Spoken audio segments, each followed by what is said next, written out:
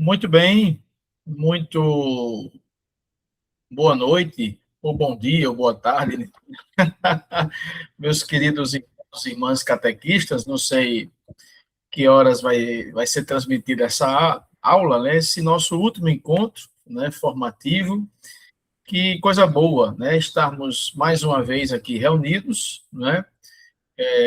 Agradecendo a Deus por todo esse percurso feito nesses 3 últimos encontros. Gostaria muito de agradecer a todos vocês, né? E, primeiramente, pedir desculpas, porque esses encontros nossos estão sendo gravados, né? Eu até lamento um pouco, porque dificulta, digamos assim, um pouquinho a nossa interatividade, né? Mas por conta de questões de trabalho, esse ano tive que fazer, portanto, de forma gravada. Mas gostaria muito de agradecer a receptividade de vocês, tá? Esses encontros, espero que tenham sido valiosos, né? Alguma coisa tenha ficado aí para vocês. O nosso material, os slides que foram aqui transmitidos, né? Como eles não estão assim muito organizados, eu prefiro que vocês deem mais ênfase, mas também podem usar os slides, né? Há o material em PDF que o nosso irmão Leandro já encaminhou para vocês, tá bom? Queria também aproveitar esse início de encontro para agradecer ao Leandro, ao Padre Fábio Galdino, meu irmão, né? Meu querido amigo, e a toda a equipe de coordenação da catequese da Arquidiocese da Paraíba, por terem oportunizado que eu pudesse estar aqui falando com quase ou mais de 300 catequistas de várias partes das nossas foranias aqui. Então, para mim é uma alegria muito grande nesse nosso último encontro de hoje, que vai ser apenas para nós respondermos as perguntas que vocês encaminharam, as dúvidas, né, os questionamentos. Logo em seguida, vai ser feita aí uma pequena avaliação, tá? Dizer a vocês que a avaliação está muito fácil, muito, muito fácil. Vocês, até pela leitura do que está posto lá, vocês logicamente vão perceber quais são as alternativas corretas, tá bom? São perguntas objetivas com 4 alternativas, A, B, C e D, e aí você escolhe a alternativa certa e leia bem, né, a pergunta que está sendo feita, né, interprete o que está lá, e responda. Né? Pode-se utilizar o material que eu mandei, pode-se ler o catecismo da igreja, pode ler os slides, pode fazer qualquer tipo de consulta. Tá bom? Não precisam ficar, portanto, preocupados com nada em relação a essa questão de referência do ponto de vista de algum material para auxiliar vocês, tá certo? Espero que nós possamos nos encontrar brevemente, né? Penso que na missa de instituição do ministério de vocês, até lá, né, terei a alegria e a satisfação de vê-los pessoalmente, né? E queria, se for possível, dar um abraço, pelo menos, se não em todos, mas em alguns de vocês, tá bom? Desde já, muito obrigado. Então, vamos começar esse nosso último encontro, né, de hoje, pedindo a Deus as suas bênçãos, invocando a Trindade Santa, em nome do Pai, do Filho e do Espírito Santo. Amém. Vamos pedir as luzes do verdadeiro, do catequista maior, né? Aquele que nos ilumina, que é o Espírito Santo de Deus, que ele possa nos dar o direcionamento necessário nessa missão tão bonita de fazer ressoar a mensagem do anúncio, né, desse querigma, desse anúncio que brota desde o início do cristianismo até os dias de hoje, né, da paixão, morte e ressurreição de Jesus na sua igreja, com a sua igreja, né, entre os nossos irmãos e irmãs. Vinde, Espírito Santo, enchei os corações dos vossos fiéis, acendei neles o fogo do vosso amor, enviai, Senhor, o vosso Espírito, e tudo será criado, e renovareis a face da terra. Oremos, ó Deus, que instruístes os corações dos vossos fiéis, com a luz do Espírito Santo, fazei que apreciemos retamente todas as coisas, segundo o mesmo Espírito, e gozemos sempre de sua consolação, por Cristo nosso Senhor. Amém. Que Deus Todo-Poderoso nos abençoe e nos guarde em nome do Pai, do Filho e do Espírito Santo. Amém. Muito bem, meus irmãos, eu não me apresentei novamente, eu sempre gosto de dizer no início, porque tem algumas pessoas que não me conhece, eu sou o diácono Ringson Toledo, né, diácono permanente aqui nesta Arquidiocese da Paraíba, e, mais uma vez, agradeço o convite da coordenação da catequese, na pessoa do Padre Fábio, e também do Leandro Lima, né, nosso colaborador técnico aqui, por estar aqui com vocês mais um ano, refletindo, como nós já falamos desde o nosso primeiro encontro, a terceira parte do Catecismo da Igreja Católica, que é a vida em Cristo, né, que é um sobrevoo, digamos assim, sobre aqueles aspectos referentes à moral cristã. Bom, nós discorremos de forma bem exaustiva durante esses 3 primeiros encontros. Obviamente que nós não conseguimos adentrar, portanto, na parte relativa aos mandamentos, porque isso demandaria praticamente mais um mês de encontro, ou pelo menos mais uns 15 dias, né? Mas essa parte aí, ela está colocada de forma sucinta no material que nós enviamos para vocês. Quem sabe, numa próxima oportunidade, né, a gente consiga, de certo modo, vencer todo esse conteúdo, né, para que vocês tenham condições também, para que nós possamos ter condições de nos aprofundar sobre essa temática referente aos mandamentos, né. Repito, nós fizemos um sobrevoo desde a introdução, né, a partir do parágrafo 1691, na primeira sessão, né, que trata da vocação do homem, a vida no espírito, capítulo 1º, né, que trata da perspectiva da dignidade da pessoa humana e, portanto, os subtítulos, né, os artigos que, portanto, sucedem o primeiro capítulo da parte terceira do Catecismo da Igreja, né, o homem como imagem de Deus, a vocação à bem-aventurança, né, a liberdade do homem, a moralidade dos atos humanos, a moralidade das paixões, a consciência moral, as virtudes e o pecado, né? Isso aí foram os 8 artigos que compõem, portanto, o capítulo 1º, que trata da dignidade da pessoa humana. No capítulo 2º, né, alguns aspectos muito correlatos, inclusive, com a doutrina social da Igreja, né,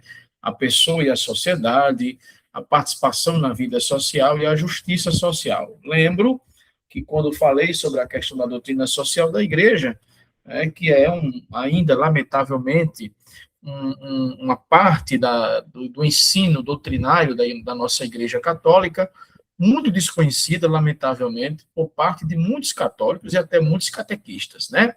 E por esses dias escutava alguém fazer uma pergunta, acho que cheguei a falar isso na nossa última aula, mas é bom sempre repisar, né? Alguém perguntava, mas o ensino social da igreja, ou a doutrina social da igreja, é uma doutrina?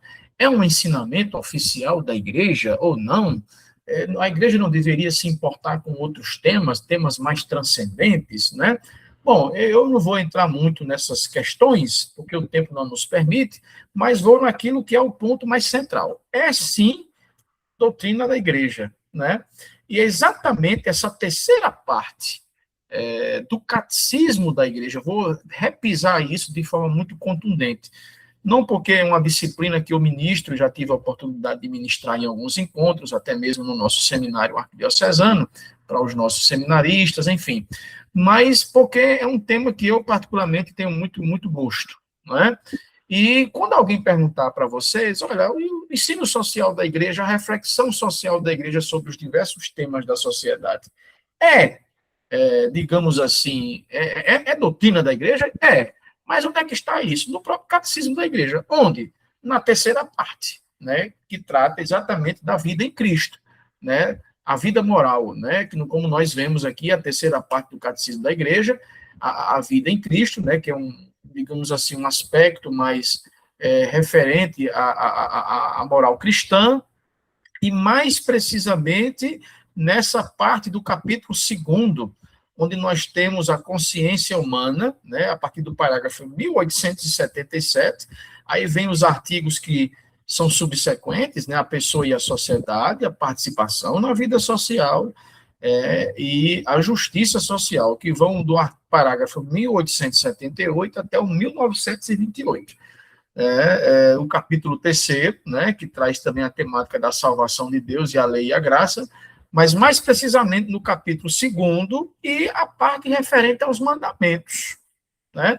São, digamos aí, são nesses dois elementos colocados na estrutura do catecismo da igreja, que são esses dois elementos colocados na parte terceira do catecismo da igreja católica, que engendram, digamos assim, aquilo que nós temos no compêndio de doutrina social da igreja.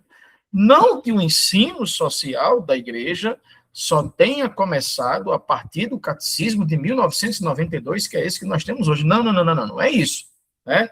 O ensino social da igreja, ou as raízes reflexivas da doutrina social da igreja, remontam às escrituras, né? Ao tempo dos apóstolos, ao início do cristianismo, perpassa a história da igreja, ganha muito destaque em 1891 com a Rerum Novarum de Leão XIII. Depois você tem a 40º ano, tem os papas Pio, principalmente Pio XI, que dá subsequência a essa reflexão. Você tem João 23 com a Pater in Terris, você tem Paulo VI com a Populorum Progresso, você tem João Paulo II com a Laboris Exercens, com a Centésimos Anos, com a dignidade do homem, você tem Bento XVI com a Deus Caritas Est, você tem Spes Salvi, né, do Papa alemão, Bento XVI, você tem o Papa Francisco com a Evangelii Gaudium, a Fratelli Tutti, né? Você tem tantos elementos colocados, e agora, recentemente, no magistério do Papa Leão XIV, principalmente, né, a Dilexit, mas também, de certo modo, de forma mais recente, né, a Magnifica Humanitas.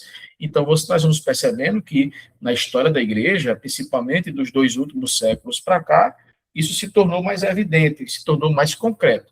Mas quando alguém perguntar para você onde é que está a raiz ou os fundamentos da doutrina social no atual catecismo da igreja, né? Que o atual catecismo da igreja é um compilamento mais contemporâneo, mais atual, daquilo que nós cremos, daquilo que nós professamos. Aí você chama o cidadão que perguntar isso para vocês, vem cá, meu irmãozinho, chega, senta aqui. Aí você abre o catecismo da igreja e diz, olha, está aqui na terceira parte, que trata da vida em Cristo, principalmente, obviamente, que todos os capítulos da terceira parte são, portanto, corolários, portanto,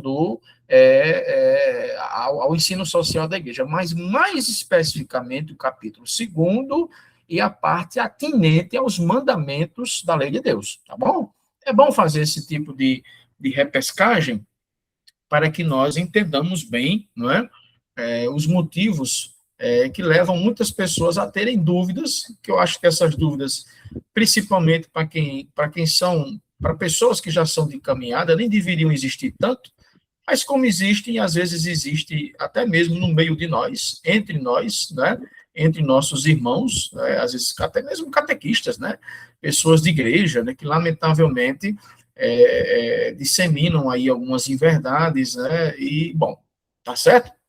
Respondido esse ponto, esses pontos referentes ao que nós estudamos na parte terceira, eu aqui vou me ater agora às perguntas que vocês mandaram, né, que foram perguntas, graças a Deus, assim, muito complexas. Meu Jesus Cristo, que coisa boa, pelo menos eu acho que é um sinal muito positivo de que vocês, catequistas, beberam bem dessas fontes, tudo que nós discutimos nas aulas anteriores, né? Bom, vou começar aqui pela primeira pergunta, né, que o Leandro está aí projetando já desde o início para nós. Diz o seguinte, não sei quem foi o irmão ou a irmã que perguntou, mas parabenizo, né, a todos pelas perguntas que foram feitas, tá bom? Obrigado. Essa foi da primeira aula, né? A consciência de cada pessoa é formada mediante a sua época. Há uma influência importante do período em que vivemos nela? Não é? Bom, vamos... Essa pergunta, obviamente que essas perguntas todas que vocês mandaram, a gente não tem condição de responder em profundidade em tão pouco tempo de aula, mas vou tentar aqui fazer o máximo que eu puder. Veja só, meus irmãos e irmãs, a consciência de cada... Bom, primeiro que vamos retomar uma perspectiva teológica que nós vimos nesse nosso primeiro encontro, né? Porque quando falamos da consciência, nós falamos, portanto, lá no início do nosso encontro, sobre uma pequena introdução que nós fizemos sobre o estudo da teologia moral do ponto de vista do avanço histórico que a compreensão da teologia moral teve, particularmente desde o Concílio de Trento até o Concílio Vaticano II, né? E nós vimos no material que está colocado aí para vocês, né, que, por exemplo, a consciência ou reflexiva teórica que os manuais de teologia moral tinham antes do concílio eram mais colocadas na perspectiva não tanto da reflexão da consciência interior do sujeito, né, mas eram manuais que procuravam, de certo modo, referendar a reflexão da moral católica, muito na perspectiva de mostrar o certo, o errado, colocar. Eu estou tentando traduzir numa linguagem bem popular, os pingos nos is, né? Uma moral católica, às vezes, muito afeita à questão de observar e de acentuar apenas as questões referentes, por exemplo, à dimensão afetiva, a dimensão daquilo que hoje nós chamamos dos pecados contra a castidade, né? A moral na perspectiva familiar, uma moral muito de códigos, né? De orientações normativas, de como o católico tinha que se portar, etc, etc. Não que isso não seja válido, não é nada disso. Aí nós retomamos o pensamento, nós aprofundamos muito isso, principalmente tomando como referência São Tomás de Aquino, na Suma Teológica, também Santo Agostinho, na Cidade de Deus, na Cidade dos Homens, também na reflexão de Agostinho sobre o batismo, né, de Santo Agostinho, também sobre a Trindade, né, dos escritos de Santo Agostinho também que reflete sobre a perspectiva e o papel da Santíssima Trindade na história da salvação. Pois bem, a partir do Concílio Vaticano II, nós vimos no nosso primeiro encontro que essa retomada, esse redimensionamento dos compêndios, dos livros de estudos da teologia moral, elas tomam outro curso, né? Não mudando substancialmente, nem tampouco negando a doutrina da igreja desde sempre e para sempre. Não significa isso, mas diz o material que nós colocamos, como nos apontam os estudiosos da teologia moral, que é uma perspectiva de quê? De redimensionamento da reflexão da teologia moral, trazendo, portanto, agora para a consciência dos sujeitos, né, da pessoa humana, né, e o seu papel diante da necessidade de transformação, portanto, das realidades que estão em volta dele, principalmente diante de muitos fatos históricos acontecidos nos últimos 2 séculos, né, como, por exemplo, as 2 grandes guerras mundiais, né, os desarranjos humanos e sociais, que levaram muitas pessoas até a fazer uma pergunta um pouco delicada: onde é que estaria, onde é que estava, onde é que está Deus diante de tudo isso? Não é? Então, de certo modo, trazendo um pouco toda aquela reflexão que nós vimos na primeira aula para essa tua pergunta, para essa pergunta que vocês fizeram, a consciência de cada pessoa é formada mediante a sua época, né? Há uma influência importante do período em que vivemos, né, para formar essa consciência, né? É o que trouxe para nós a pergunta. Bom, existe um pensamento do senso comum, né, que, de certo modo, parece replicar bastante aquela perspectiva reflexiva de que o sujeito, às vezes, é muito moldado pelo meio em que ele vive, né? Algumas reflexões no campo da sociologia procuram, inclusive, ir de forma contrária a essa perspectiva trazida pelo senso comum, né? Mas o que eu queria responder, de forma bem objetiva a essa pergunta, é a seguinte: olha, nós temos alguns pensadores, alguns sociólogos, né, que nos dão uma linha de reflexão que talvez tente iluminar bem essa perspectiva do que é trazido, se a consciência, de fato, ela é essa realidade capaz de fazer com que a pessoa seja moldada, né, e até que ponto ela é capaz de influenciar no comportamento do indivíduo no meio em que ele vive. Uma perspectiva, por exemplo, do pensamento de Karl Marx, né, que ao contrário do que se pensa, não é apenas um sociólogo, não é apenas alguém que dá um contributo para a sociologia, mas para a economia, né? Nós sabemos que, por exemplo, o Capital de Marx, que é um dos tradicionais trabalhos do autor, é mais lido, por exemplo, introdutoriamente nos cursos de economia do que de sociologia, por incrível que pareça, né? Mas na perspectiva deste autor, ele traz para nós a seguinte: olha, numa linha um pouco diferente. Ele diz que não é a consciência dos homens que determina, por exemplo, o seu ser, o seu âmago, né, a sua essência, digamos assim. Pelo contrário, na reflexão marxiana, digamos assim, né, é o seu ser social, é a sua pessoa, né, que determina, ou seja, é o seu próprio comportamento no meio em que ele vive, que vai determinar um pouco a sua perspectiva e o seu desenvolver da sua consciência, né? Na prática, o que é que isso significa? O que é que isso traduz para nós diante da pergunta que é feita, né? Que é a própria sociedade que, de certo modo, que cria o seu modo de refletir, o seu modo de direcionar o seu pensamento, né? Mesmo quando, de repente, a pessoa pensa em tomar certos posicionamentos ou certas decisões, né? Sejam elas um pouco mais à conformidade da moral vivida naquele contexto histórico ou uma perspectiva um pouco mais rebelde, mais contrária, né, à sua época, né? Os seus motivos, as suas realidades, a sua forma de protestar ou de fazer certas coisas que responde, portanto, ao momento em que você está vivendo. Então, na perspectiva da reflexão de Marx, não é a consciência que molda o sujeito, mas é o sujeito que, de certo modo, molda um pouco a sua consciência. Aí vem um outro pensador também no campo da sociologia, Gadamer, né? Onde ele vai trazer um pouco, de acordo com o que se tem nas reflexões da perspectiva da consciência histórica, que é essa consciência que introjeta, portanto, o sujeito exatamente no seu meio, na sua realidade. Na perspectiva de Gadamer, né, a consciência, ou essa consciência da pessoa colocada dentro da história, ela pode ser entendida, por exemplo, como o privilégio ou a perspectiva que o homem de cada época tem, né, da sua própria consciência histórica, né, e de que todo o presente, toda a realidade que o circunda, né, ela é fruto, portanto, dessas múltiplas realidades opinativas de cada sujeito, de cada pessoa. Tá?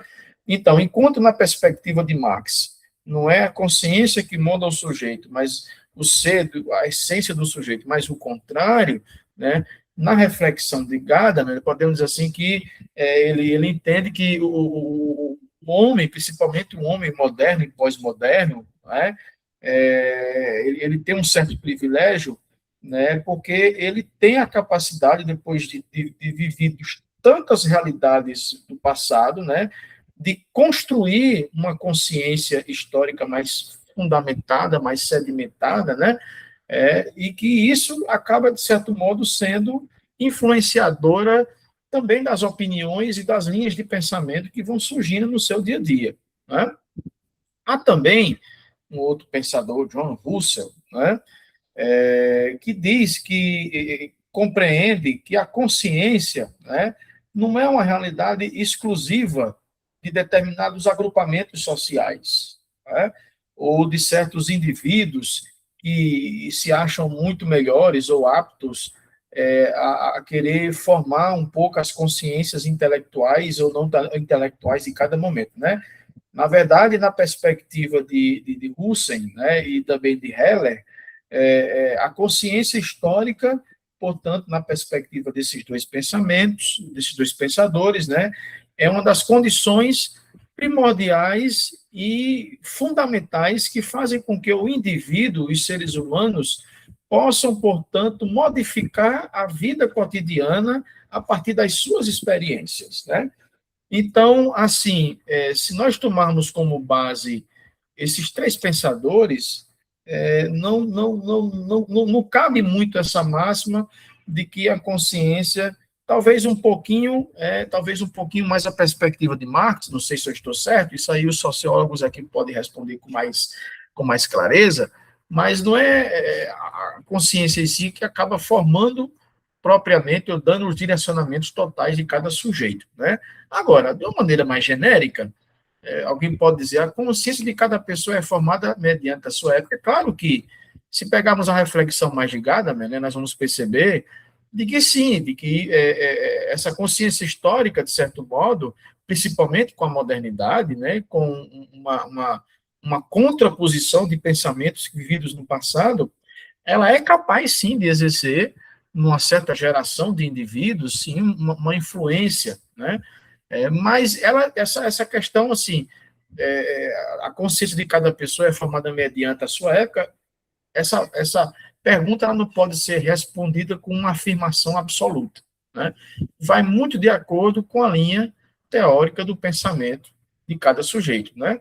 Isso é muito retomado hoje em dia, principalmente com algumas posições que escutamos no dia a dia de algumas pessoas que dizem assim: mas na minha época as coisas eram melhores, no passado se havia mais ordem, se havia mais respeito, se havia a moral era mais. Bom, esse tipo de discurso, de certo modo, ele precisa ser trazido para dentro de uma reflexão mais ampla, né?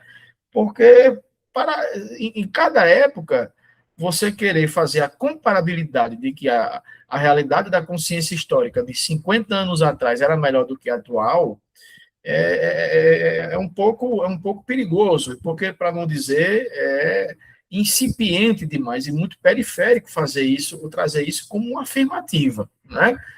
Você pode ter certas situações que no passado eram interessantes e que hoje, de certo modo, se diluíram. Alguns vão dizer, por exemplo, os alunos do passado respeitavam mais os professores, hoje em dia não. Tudo bem, hoje em dia nós temos certas situações que parecem nos assustar, né? Parecem que a gente hoje vive nessa diluição. No entanto, minha gente, isso não pode ser tratado de forma absoluta, né? Por qual razão? Exatamente porque é preciso compreender que, para cada momento histórico, existe uma forma de compreender aquilo que o circunda, aquilo que está em torno de cada sujeito, né? Então, por exemplo, se no passado se tinha a ideia da respeitabilidade ao docente que ministrava a aula, sem que os alunos fizessem mais ou menos as coisas nada interessantes que fazem hoje, é preciso também trazer essa reflexão, e isso aí demanda, por exemplo, o pensamento também da pedagogia, né? Da didática também. Como era que se fazia a transmissão do conhecimento para os sujeitos naquele contexto histórico, naquele contexto epocal, né? A transmissão do conhecimento se dava na perspectiva de que os sujeitos se tornassem, portanto, algo interessado pelo conteúdo que era aprendido, ou por meio da transmissão do conhecimento por canais, às vezes, nem tão interessantes, às vezes pelo medo, pela imposição da força, né? Obviamente que isso aí precisa entrar o pensamento também de muitos pedagogos. Trago à lume aqui a reflexão, por exemplo, de Paulo Freire, também tem tantos e tantos outros pedagogos e historiadores dos últimos 2 séculos para cá que podem, inclusive, nos ajudar a alargar essa compreensão. Isso apenas do campo da educação. Aí, se você vai para a família, é uma outra realidade. Eu penso que para cada momento histórico existe a própria consciência histórica de cada momento, né? Onde os sujeitos daquele momento, daquele contexto, apreendem, né? E eles vão ali considerando que aquilo era interessante, e depois de 40, 50 anos começam a fazer aquela comparabilidade. Mas é preciso aprofundar, né? É preciso entender que há situações vividas no passado que não precisam ser repetidas hoje para que se diga que a sociedade de hoje está totalmente desolada e perdida, né? É preciso a gente também ter muita responsabilidade intelectual. Mas, minha gente, não dá para a gente esticar muito isso, porque o tempo não permite, né? Não sei se ficou claro, né, a resposta à pergunta trazida aí, número 2, né? Aí vem uma outra aqui, que aí demanda praticamente mais uma outra aula para responder, né? Podemos dizer que Zygmunt Bauman, né, Max Weber, eita Jesus, Karl Marx e Hannah Arendt, há um diálogo entre esses autores? Minha gente, primeiro, é preciso entender que são figuras que historicamente estão colocadas em cada esquadro da realidade histórica contemporânea, né, ou do século passado. Veja só, se é que a gente pode dizer que o que é que pode ser entendido, qual a principal relação qual a principal linha de reflexão que talvez se torna comum? O pensamento em Karl Marx, Max Weber, né, a ética protestante, o espírito do capitalismo, por exemplo, Hannah Arendt, né, a questão do Estado totalitário, né, enfim, inspira muito, principalmente pela sua luta, né, Zygmunt Bauman e a Sociedade Líquida, bom, Karl Marx e a reflexão do ponto de vista das realidades, das estruturas, da superestrutura, da infraestrutura sociais, que levam às reflexões, obviamente, trazendo também a questão não apenas da luta de classes. Marx não se resume apenas a isso, né? Mas você também tem perspectivas reflexivas do ponto de vista do campo econômico, né? Afinal de contas, você precisa entender que os dois sistemas econômicos tradicionais, principalmente alimentados pelo socialismo utópico, né, e também o capitalismo nascente, precisa a gente, de certo modo, adentrar nesses dois aspectos. Mas, veja só, voltando à pergunta, o que é que a gente pode entender? O que é que há de relação entre esses pensadores, né? Comumente falando, a única relação que talvez a gente pode compreender que seja comum a todos eles é que todos buscaram, né, fazer uma análise reflexiva e crítica, né, de como a modernidade começou a trazer para nós a maneira de ver o mundo, né? Então, existe, por exemplo, uma linha que, de certo modo, interliga o pensamento desses autores na maneira como se analisa o pensamento da modernidade, né? Os sistemas sociais, os sistemas econômicos, né? E os sistemas políticos, né? Que, de certo modo, principalmente nos últimos 2, 3 séculos, principalmente a partir da Revolução Francesa, ou a partir da Revolução Industrial na Inglaterra, na França, ou a partir, por exemplo, da descoberta da penicilina, sei lá, ou a partir, por exemplo, da maneira como o homem começa a compreender o seu próprio espaço, o seu próprio entorno, né? Enfim, seja, por exemplo, o capitalismo, que no final da Idade Média para o início da Idade Moderna começa a tomar um comportamento não apenas expansionista, com as grandes navegações que já vinha acontecendo 1 ou 2 séculos antes, mas também um capitalismo que começa a se tornar especulativo na perspectiva lucrativa, né? Veja que foram essas realidades que inspiraram, por exemplo, Leão XIII a escrever a Rerum Novarum, quando faz uma crítica contundente à chamada questão social, né? Que é a questão nevrálgica e central que trata das relações de trabalho. Eu até disse na aula que dei anteriormente, que a Rerum Novarum de Leão XIII inspirou, inclusive, em muitos aspectos, princípios que hoje regem, por exemplo, o direito do trabalho, né? Veja que coisa interessante, a nossa própria Constituição Federal. Interessante, né, colocar esses aspectos. Mas, enfim, então, esses atores ou autores que vocês trazem aí, eles têm, por exemplo, do ponto de vista da similaridade do pensamento, a maneira como buscaram fazer críticas ao que a modernidade trouxe, ao que trouxe os sistemas políticos, econômicos e sociais, e como esses sistemas foram capazes, né, de controlar, de certo modo, a vida humana, né? Eles têm, por exemplo, essa linha de pensamento, né? Na verdade, tentam compreender que rumo o Ocidente tomou. Não é? É lógico que cada um tem um enfoque, tem uma centralidade diferenciada entre a maneira de compreender. Você pega, por exemplo, em Hannah Arendt, o papel de um Estado totalitário, né? E aí a gente tem reflexões que se procedem depois. Por exemplo, qual é o papel do Estado nesse contexto, né? É ser o agente promotor da morte, né?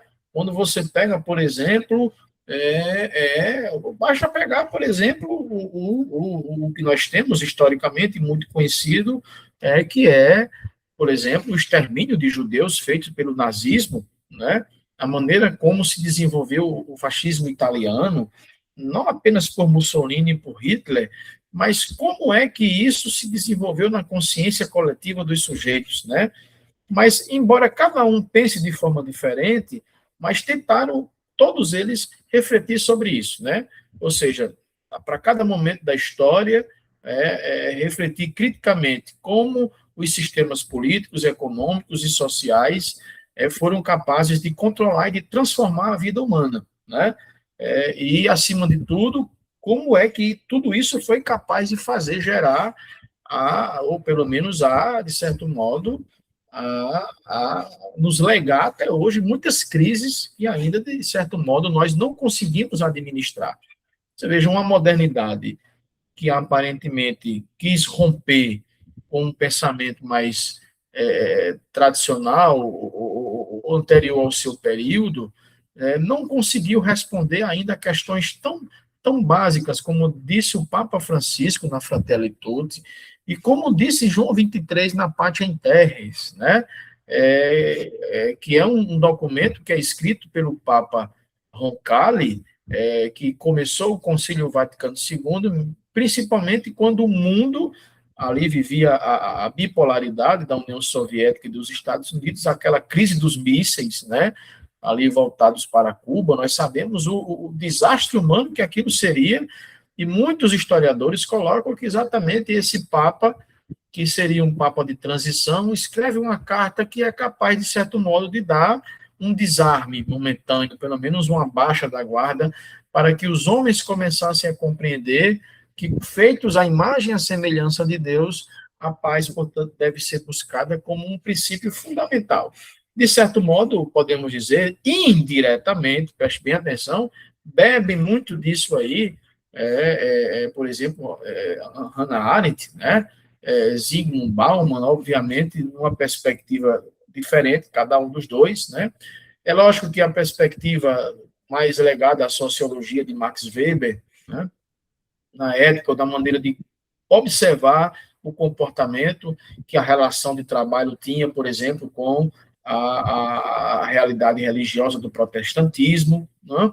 Enfim, então é mais ou menos isso. Se é que podemos dizer que existe uma linha, uma tessitura que interliga esses pensadores todos. É mais ou menos nessa perspectiva crítico-reflexiva de cada momento histórico, né? Dos sistemas que circundam a história na perspectiva econômica, sociológica, política, né?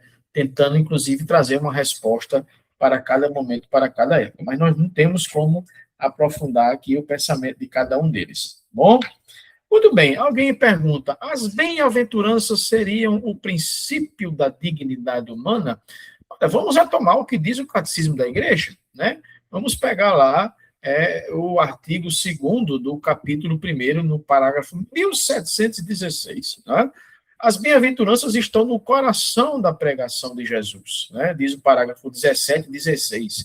O seu anúncio retoma as promessas feitas pelo povo eleito desde o período de Abraão. Então, quando você diz assim, as bem-aventuranças seriam o princípio da dignidade humana, eu não diria que seria o princípio, mas é um dos pilares, né?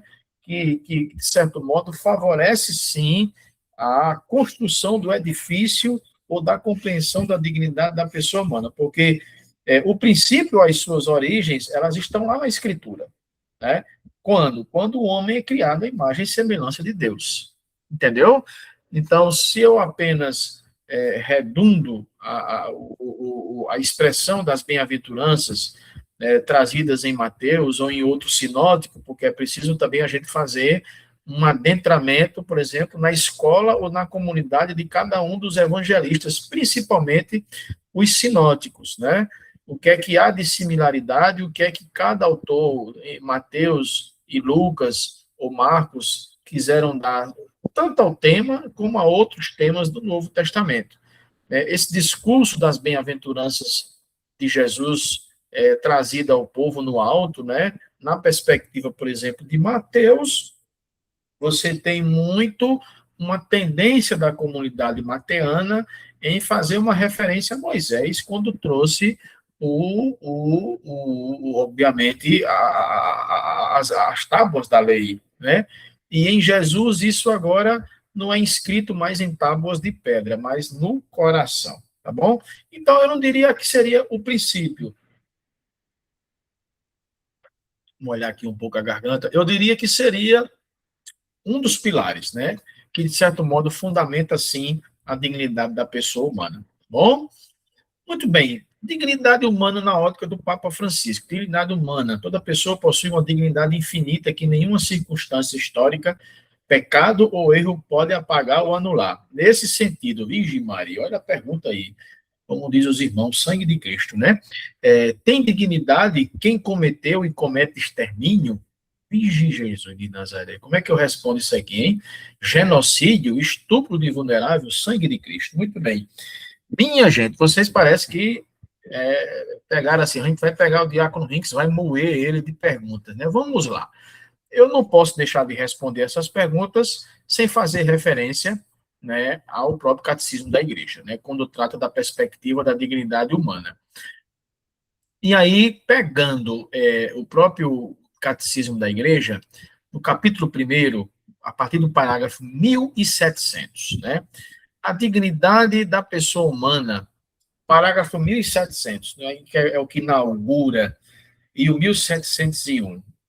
A correlação entre esses dois parágrafos, elas respondem, de certo modo, essa tua pergunta, tá?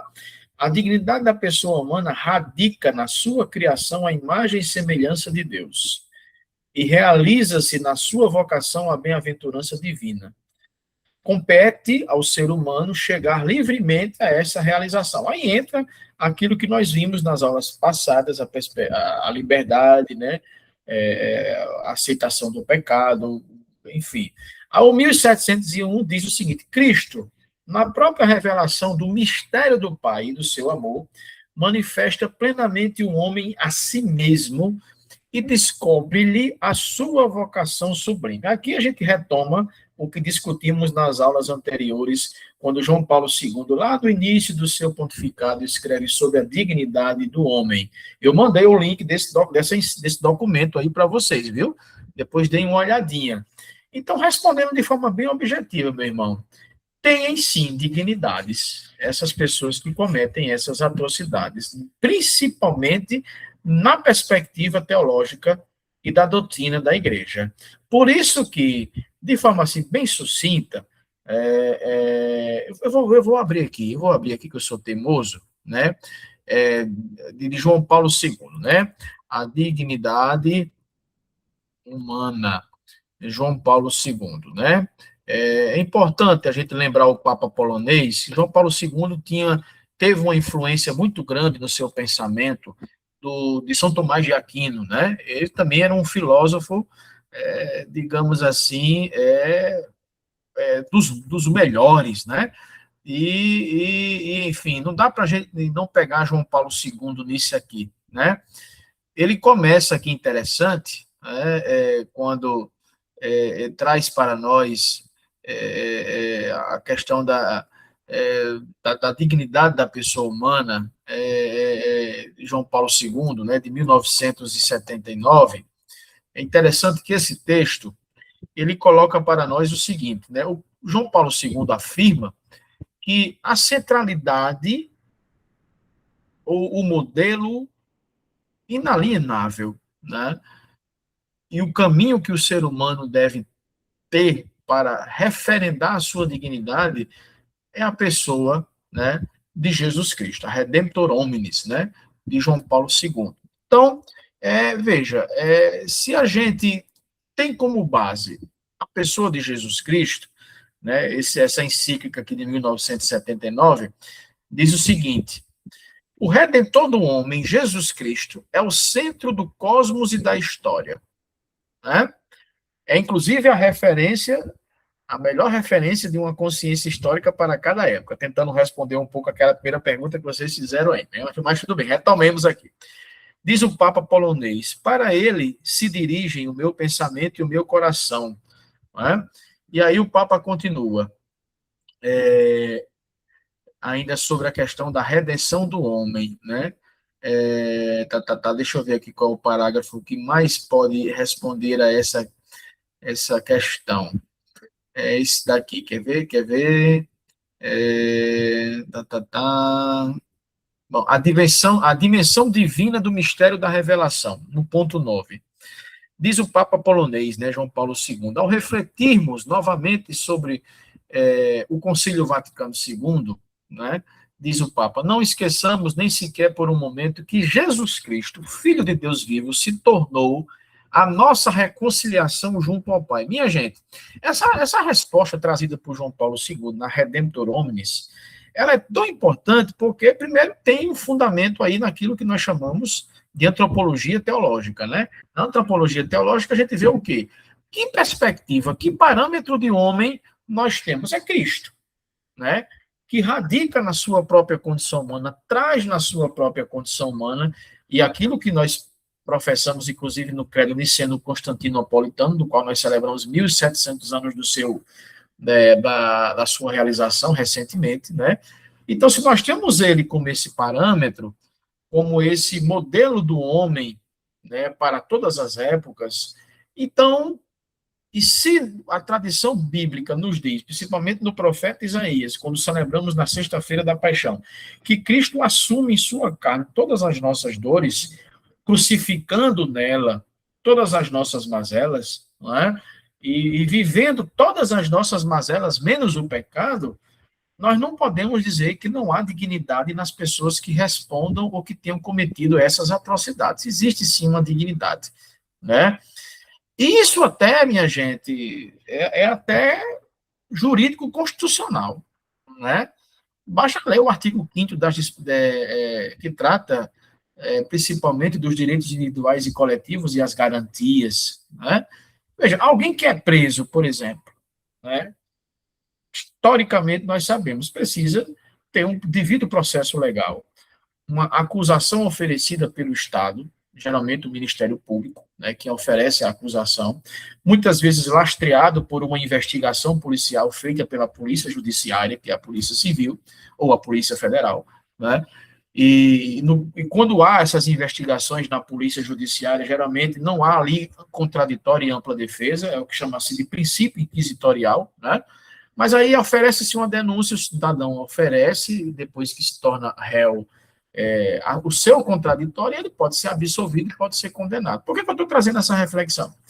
Porque, por exemplo, nós temos hoje em dia um problema muito sério. Essa tua pergunta é interessante, porque hoje em dia nós vivemos o chamado tribunal da internet, né? Hoje em dia ninguém tem mais dignidade, né? O sujeito pode ser o melhor sujeito do mundo, pode ter feito a melhor caridade do mundo. Qualquer suspeita que se insurja contra a pessoa, às vezes sem nenhuma prova, maldosamente construída por narrativas errôneas e equivocadas, aí vem desculpa a minha incisividade, muitas vezes os cuspidores de microfone, né? E que às vezes nós católicos damos muita audiência a esses programas por aí afora. Não vou citar nomes, né? Porque eu acho que vocês sabem de que é o que eu me refiro. Aí o cidadão é jogado, por exemplo, a sua reputação na internet.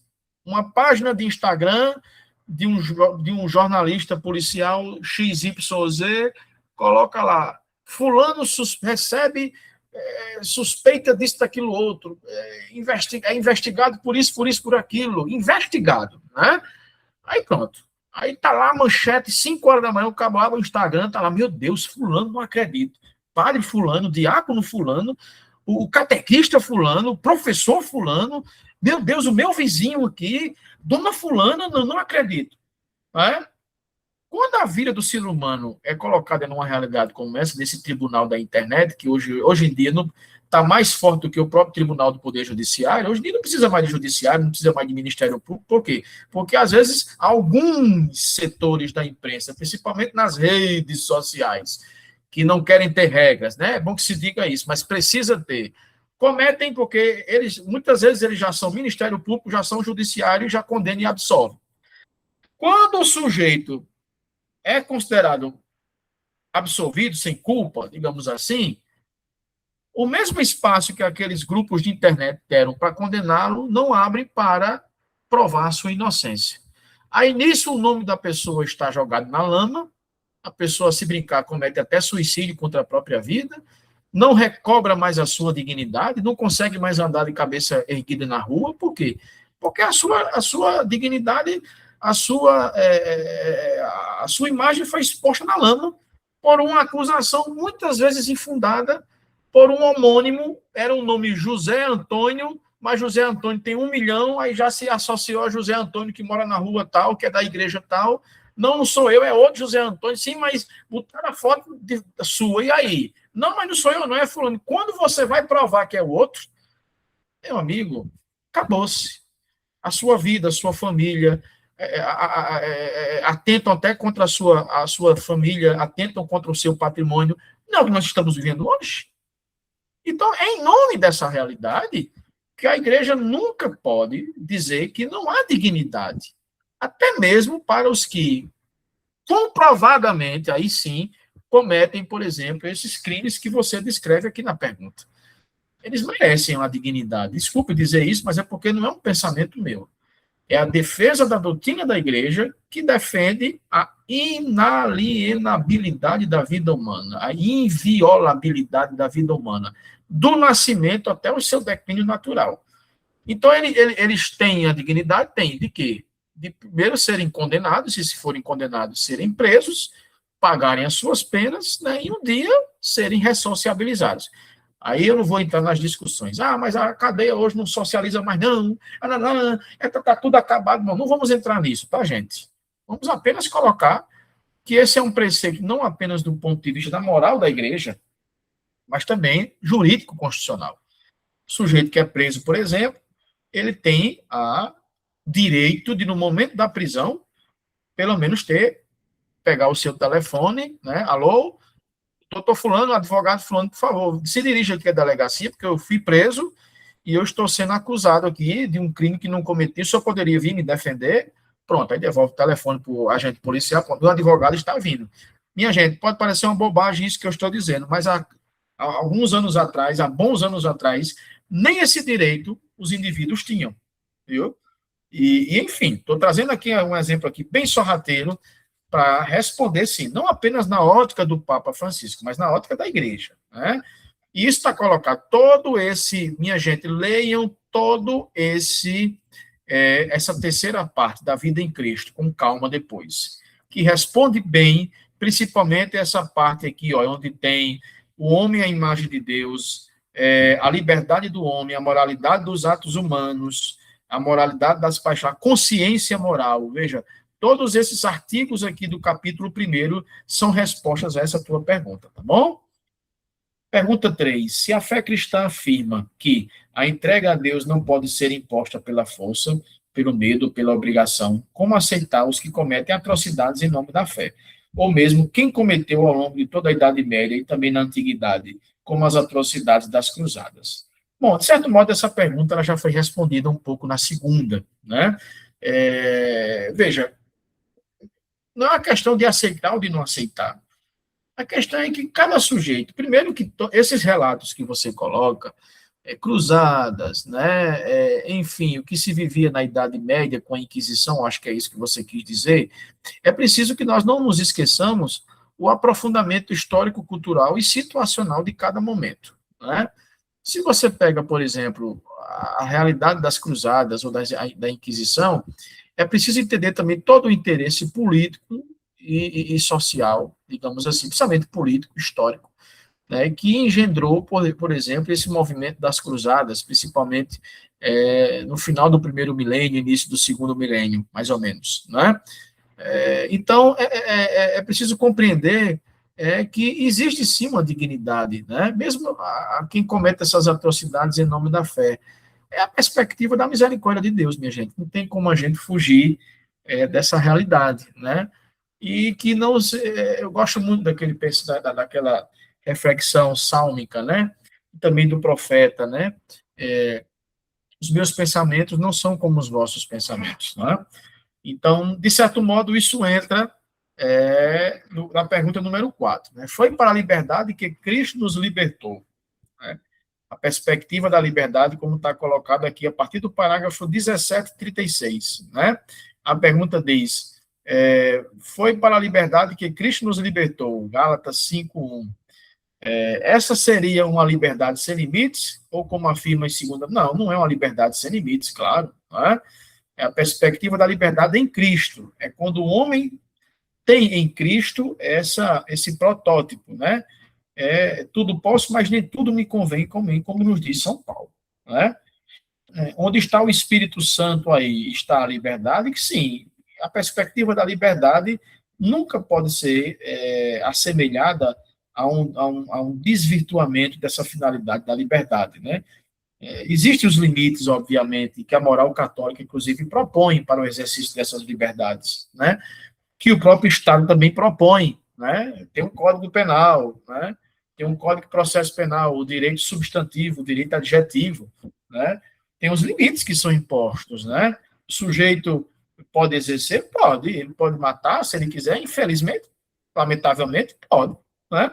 Mas existe, portanto, as consequências. Então, veja, é exatamente aquilo que você livremente exerceu. Obviamente que aí a gente precisa também, gente, aprofundar um pouco em reflexões mais do ponto de vista também psicológico, né? Aí entra muito os posicionamentos de muitos pensadores no campo da psicologia, da sociologia, né?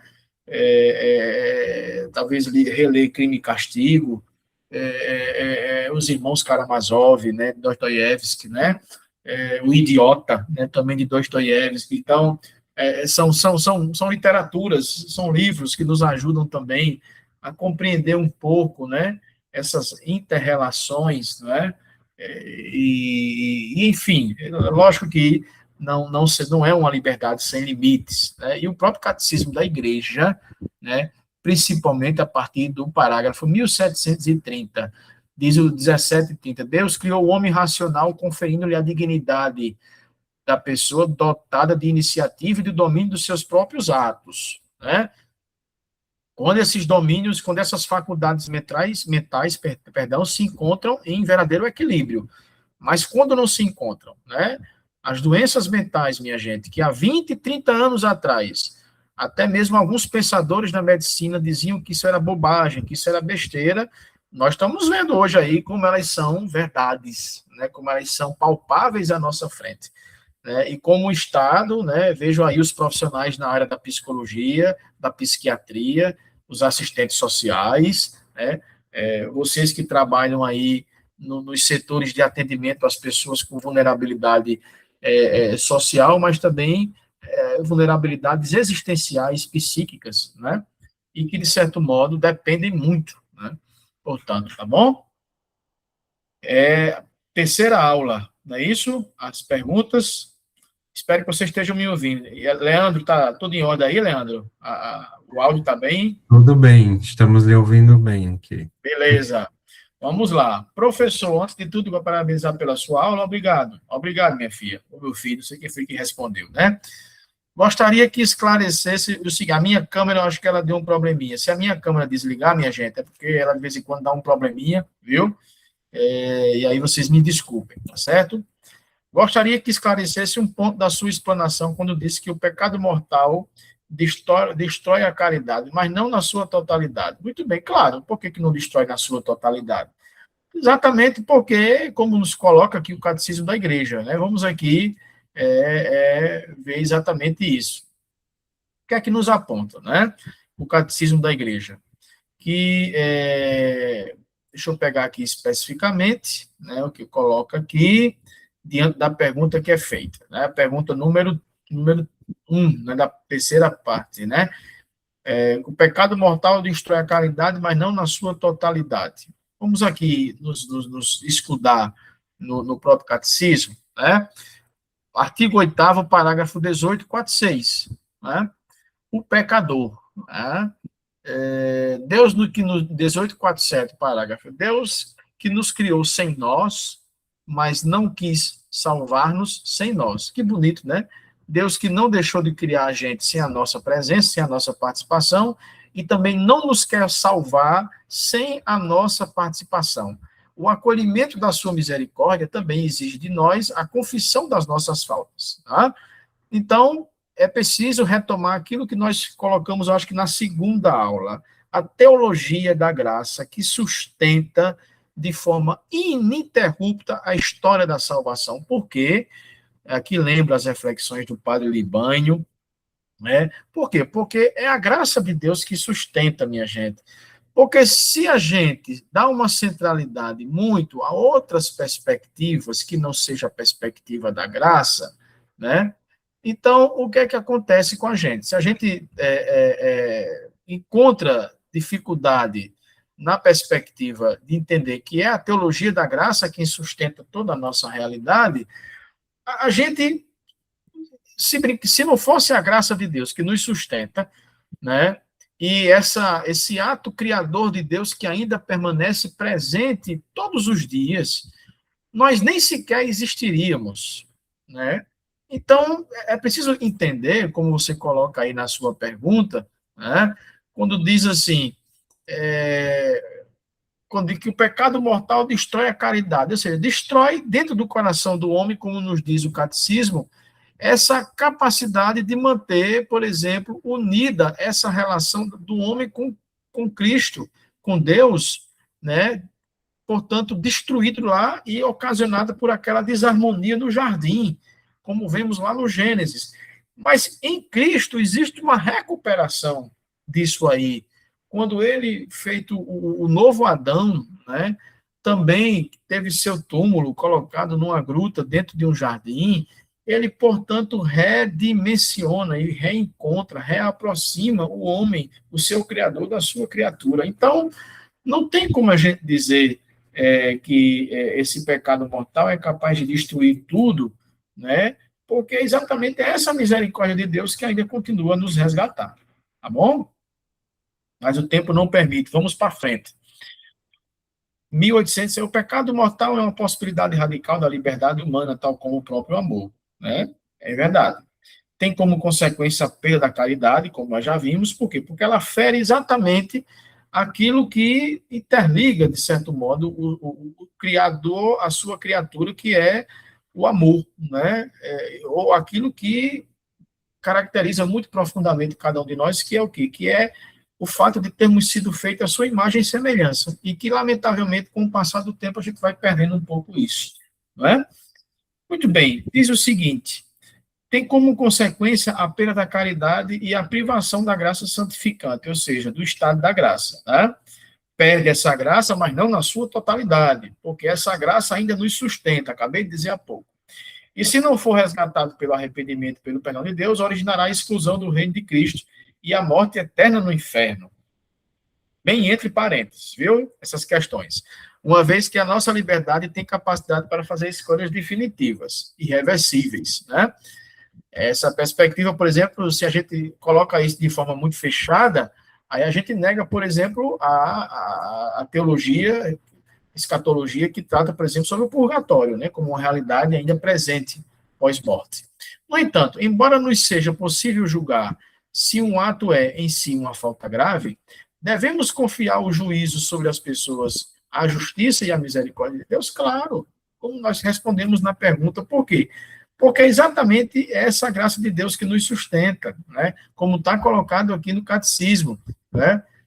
Como afirma São Paulo, onde abunda o pecado, superabunda a graça, lá em Romanos 5:20, né? E o pecado, mesmo sendo uma falta contra a razão, né?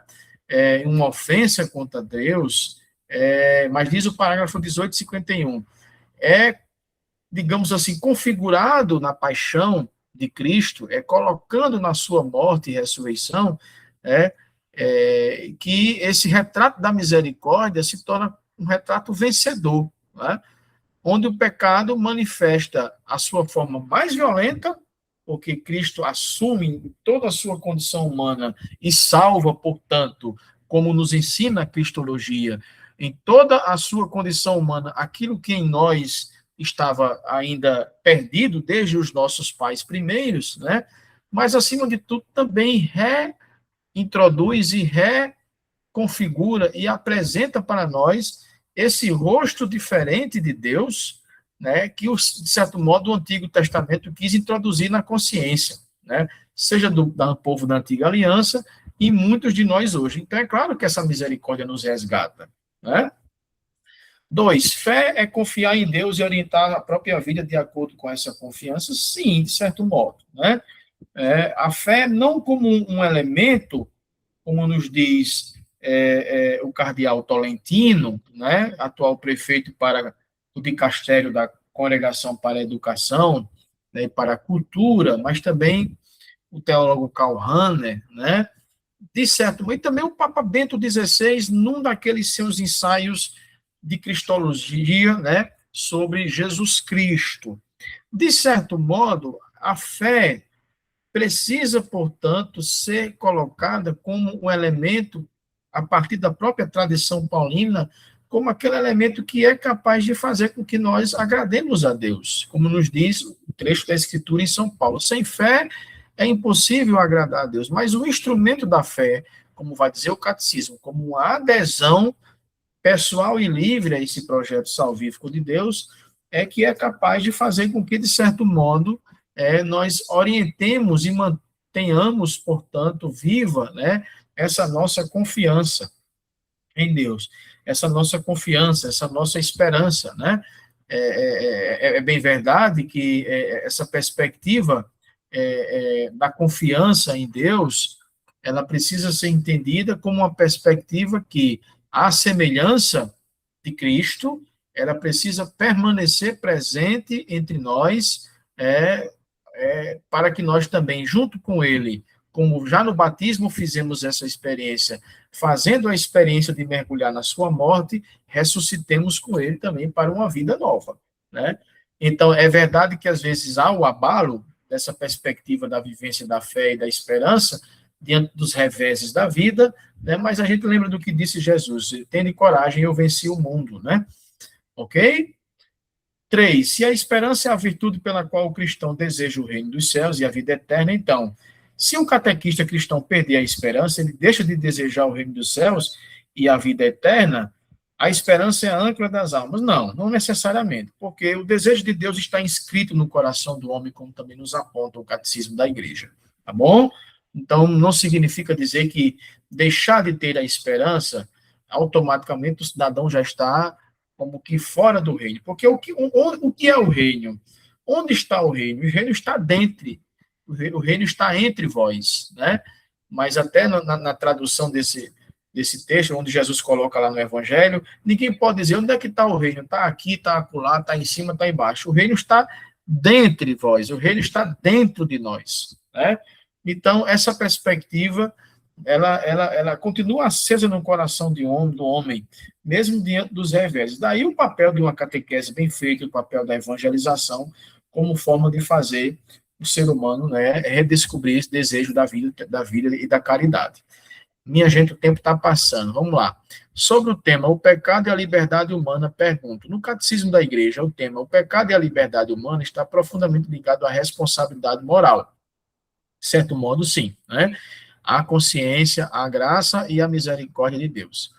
A ideia de central, acho que a ideia central é que o pecado é possível porque o ser humano é livre. Bom, essa pergunta, de certo modo, ela está colocada no catecismo da igreja, né? Mas é bom que a gente entenda o seguinte: no relato bíblico, por exemplo, da criação, nós temos lá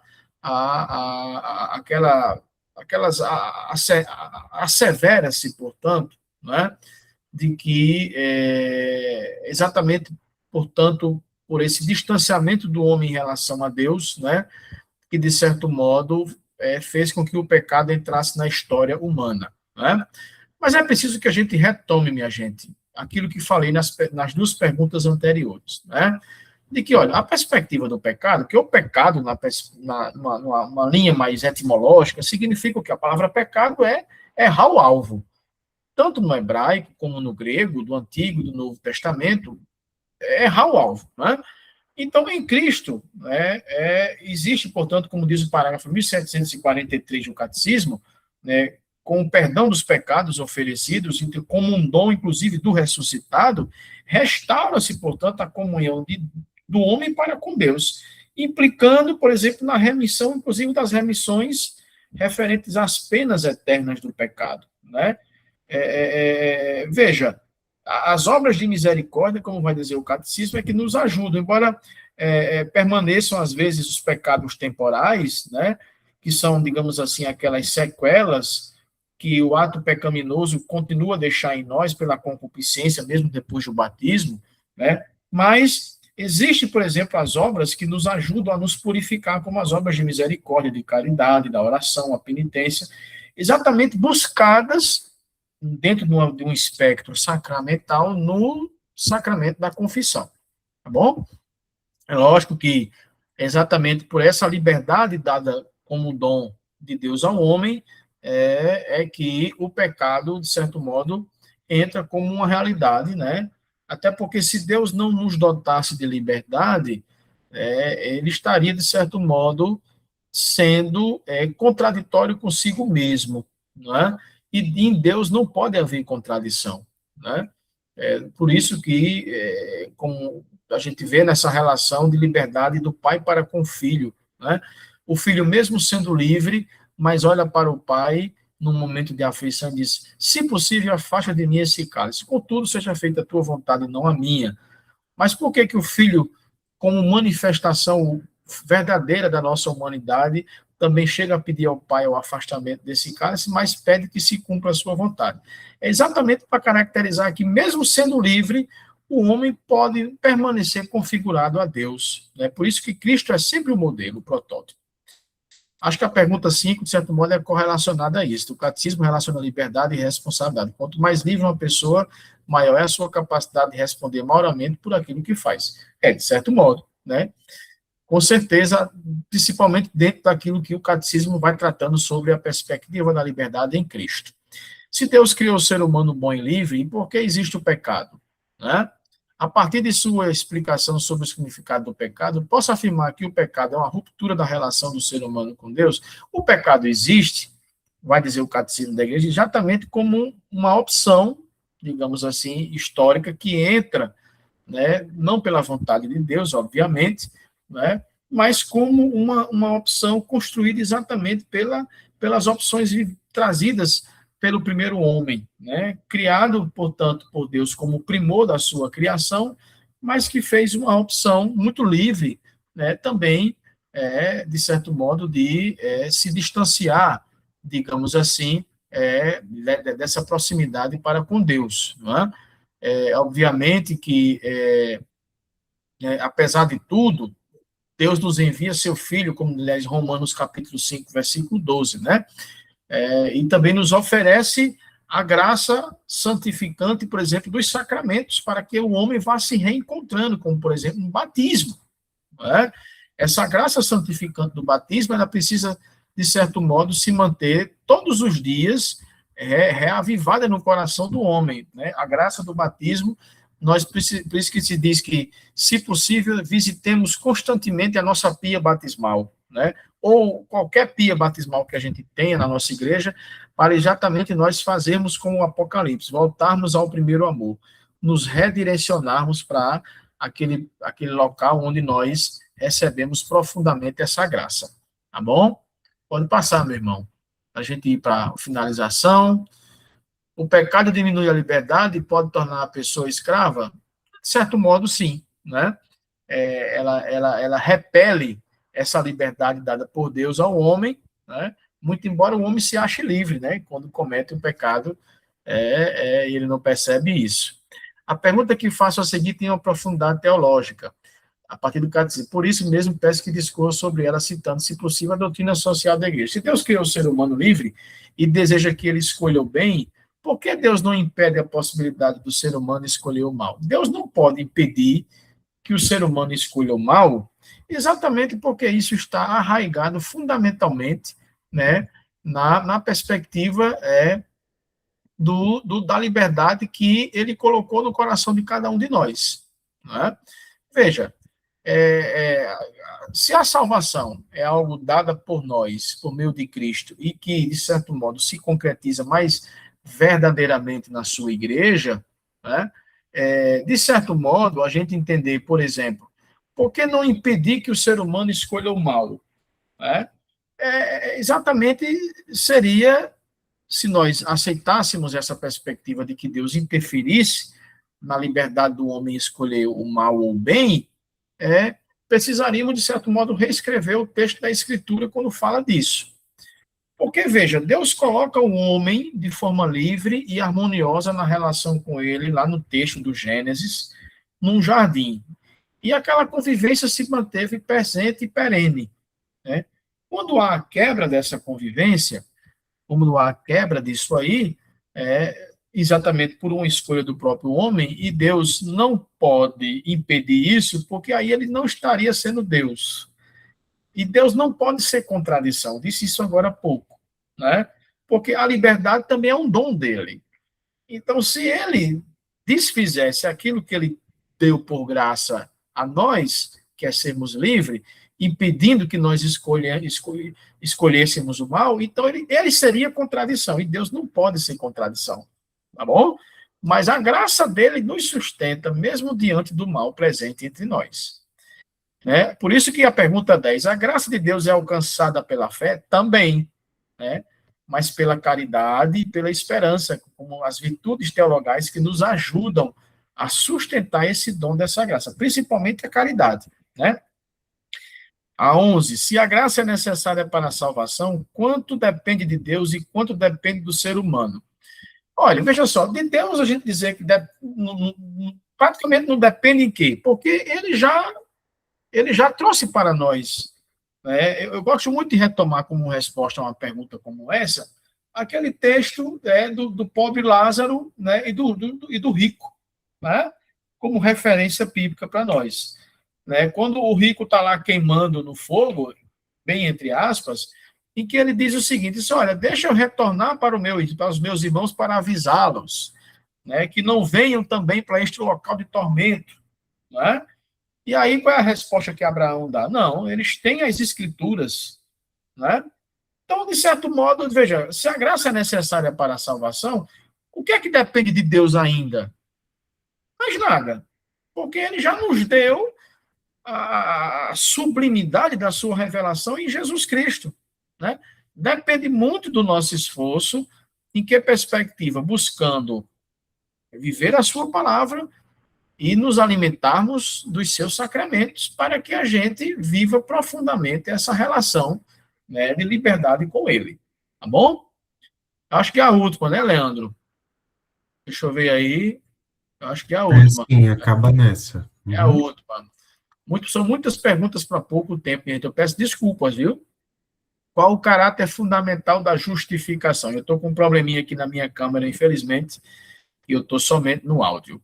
Qual o caráter fundamental da justificação? A justificação seria o início de uma nova vida, santificação seria o crescimento da vida nova, e, por último, qual é o papel de Cristo na justificação? Bom, recentemente foi assinado, né, junto com a Igreja Católica Romana, né, e a Igreja Luterana, uma declaração conjunta, né, sobre a doutrina da justificação. Né? Em linhas gerais, minha gente, a gente precisa entender o seguinte: que diferença tem entre a reflexão teológica da justificação na compreensão protestante e católica?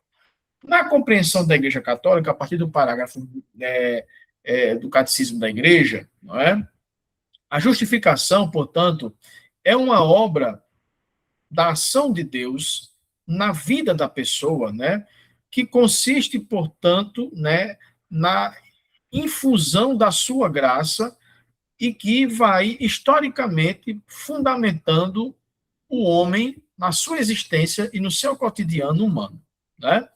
Então, pelo batismo, nós iniciamos recebendo aquela graça inicial, digamos assim, para que nós permaneçamos constantemente sendo justificados em Cristo. Né? É lógico que o papel de Cristo nessa perspectiva da teologia da justificação é de que ela foi merecida, ela foi de fato vivida entre nós, principalmente naquilo que nós vemos no mistério da sua paixão e da sua morte, como quando ele se oferece, portanto, como hóstia viva, né? Na perspectiva protestante, né, do pensamento dos nossos irmãos evangélicos, né, a teologia da justificação para eles é o quê? A justificação é um ato, né, pelo qual Deus declara justo ou não justo o pecador, né? Digamos assim, diferente do pensamento da nossa igreja, do qual a pessoa humana está constantemente buscando renovar a graça de Deus na sua vida, é, para a teologia protestante, a teologia da justificação, ela é uma mudança de status que o sujeito, fundamentalmente, traz para a sua existência para que ele não pene, digamos assim, diante do tribunal de Deus. Por isso que é muito comum vermos entre nossos irmãos evangélicos aquela expressão, aceite Jesus como seu salvador. Enfim, a gente respeita, obviamente, né? Cada um tem a sua maneira. Mas o que eu quero trazer para vocês é o seguinte: o caráter da justificação, na perspectiva da doutrina da igreja, como vai dizer, inclusive, essa declaração da justificação assinada pela Igreja Católica e pela Igreja Luterana, né? É de que ambas as igrejas entendem que essa boa nova da justificação trazida na Sagrada Escritura é, portanto, o elemento fundamental de convergência para que as pessoas, todas elas, sejam, portanto, chamadas por Deus à salvação, tendo Cristo como esse modelo, não é? Então, obviamente que existem algumas diferenciações do ponto de vista do pensamento evangélico, claro que existe, né? Mas é preciso entender o seguinte: essa justificação, na perspectiva da Igreja Católica, é quando o sujeito busca, né, com a prática das suas obras e da sua vida, viver aquilo que é a justiça em Deus, né? Ou o senso de justiça em Deus. E aqui é preciso recobrar, eu acho que eu disse isso em uma das nossas aulas, o próprio entendimento do que significa justiça. Na teologia do Antigo Testamento, justiça significava o quê? O cumprimento da lei mosaica. Em Jesus Cristo, no Novo Testamento, principalmente a tradução da palavra justiça do grego, que significa dikaiosine, né? O que significa essa justiça a partir do Novo Testamento? Né? Em Jesus Cristo, como modelo daquele do justo por excelência, né? E que, de certo modo, para nós o que fundamenta esse aspecto da justificação. Não é mais apenas o cumprimento da lei. A justiça, a partir do Novo Testamento, no original do grego, que fundamenta os textos do Novo Testamento, ela se caracteriza pela infusão da graça de Deus no coração do homem, né? E essa graça sendo infundida no coração do homem, o homem busca, portanto, né, ter Cristo como parâmetro para viver na sua vida e no seu cotidiano essa graça recebida no sacramento do batismo. Entendeu, minha gente? Então não é apenas cumprir a lei.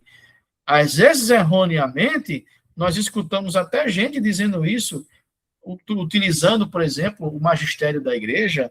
Olhe, só é justo quem cumpre os preceitos escritos nos textos bíblicos, no magistério. Cuidado, porque essa perspectiva de justificativo, de justiça, a partir de Jesus Cristo, assume uma nova configuração, que é permitir que, muito mais do que cumprir a lei, o indivíduo, a pessoa humana, permita também com que a graça de Deus infunda o seu coração e faça com que ele se torne, portanto, um sujeito cada vez mais configurado a Cristo, né? Tendo sempre Cristo como parâmetro, tá bom? Então, eu acho que é mais ou menos isso, não é, Leandro? Pô, rapaz, infelizmente minha câmera deu um probleminha aqui, não sei o que está acontecendo. Né? Mas a gente ouve bem. Já está ouvindo bem, né? Então Uhum. tá bom. Então, deixa eu ver aqui o web câmera. Será que dá para ir aparecer agora, meu Deus? Enfim, acho que não. Não sei o que está acontecendo aqui na minha web. Bom, mas aí vocês já estão fartos da minha cara. Eu gostaria, bom, eu espero que tenha ficado, né, alguma coisa, minha gente, no coração de vocês, tá? Gostaria muito, Leandro, de agradecer a sua colaboração, tá? O seu esmero, né? muito obrigado por ter nos ajudado, né, a gravar aqui as nossas aulas. Não sei se respondi a todas as perguntas, lamentavelmente o tempo não é permitido, mas enfim, aí fica agora aí a avaliação, viu, gente? Foi um prazer muito grande. Não sei, Leandro, você quer dizer alguma coisa? Queria agradecer em nome da coordenação de catequese a sua disponibilidade, né? Vendo a agenda cheia, ainda assim foi possível, mesmo não sendo ao vivo, nos atender. Muito obrigado, em nome do Padre Fábio, em nome da coordenação. A gente agradece também. Com certeza, quando você for olhar lá nos comentários do YouTube, vai ver que muitos catequistas acharam as aulas proveitosas, assistiram mais de uma vez, a gente vê pela quantidade de visualizações, quer dizer que vai continuar estudando, assim, ao longo do tempo. Muito obrigado, Diaco. Mande sim os comentários que eu quero ver sim, ficaria muito contente, viu? Bom, então, foi um prazer, minha gente, conhecer todos vocês, mesmo que de forma online. A celebração vai ser quando, Leandro, de instituição? Dia 31 de outubro. 31 de outubro, é? Está fechando ainda, porque a gente faz junto com a celebração um encontrão, né, de O local catequistas. ainda não está certo não, né?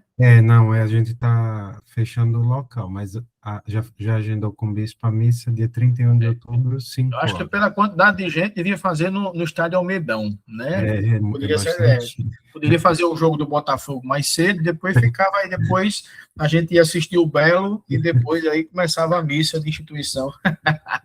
Brincadeira, viu, minha gente? Muito bem. Então, vamos encerrar esse nosso momento, que o Leandro está cansado e eu também. Minha gente, Deus Todo-Poderoso possa nos abençoar, nos dar a sua. O Senhor esteja convosco, Ele está no meio de nós. Que Deus Todo-Poderoso nos abençoe, Ele que é Pai, Filho e Espírito Santo. Amém. Amém. Queridos catequistas, muito obrigado. Pena que você não vão ver minha cara aqui. No final, minha câmera deu um problema. Deus abençoe a todos. Leandro, eu vou estar enviando já a avaliação, tá bom? Tá Aí você transforma em bom. PDF. Eu vou mandar com um gabarito, mas aí você tira lá Uhum. o gabarito. Tá bom? As Tá bom. perguntas, minha gente, estão simples demais. Vocês lendo elas, não tem como responder errado, né? E pode pesquisar, se quiser pegar até aí o Michaelis, todos os dicionários, quiser pegar a Suma Teológica, quiseres pegar aí a tese de doutorado de Papa Bento XVI, quando estava no seminário lá na Alemanha, pode pesquisar tudo que vocês quiserem aí, tá bom? Não tem cerimônia comigo não, nisso aí não, tá bom? Obrigado, minha gente. Mande um abraço aos padres de vocês, ao padre Fábio e Leandro e à comissão de catequese. Deus nos abençoe, viu? Amém. Até Tchau. mais.